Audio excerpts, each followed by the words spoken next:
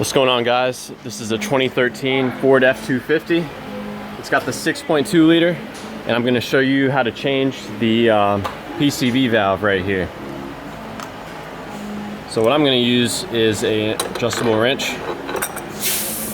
The PCV valve on this engine, the 6.2, you can see it back here. It goes into the valve cover. You can see it right here. So in order for me to get to it, I'm going to first disconnect this line. And in order to do that, there's a plastic tab that sticks out.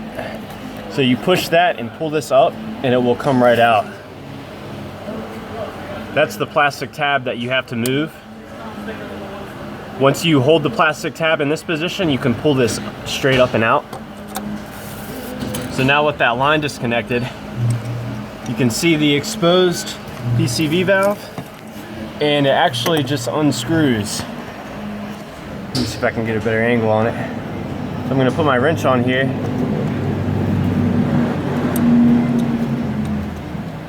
Tighten it up a little bit and rotate this counterclockwise.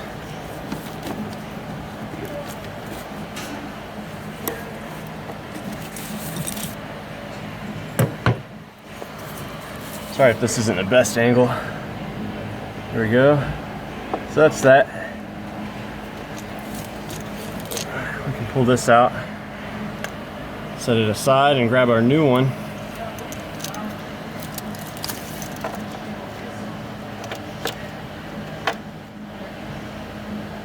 So this new one, set in, rotate it clockwise until it's sitting in there and you've got it as tight as you can get by hand. Then you can come in and put the wrench on it, and you're going to turn this clockwise in order to tighten it.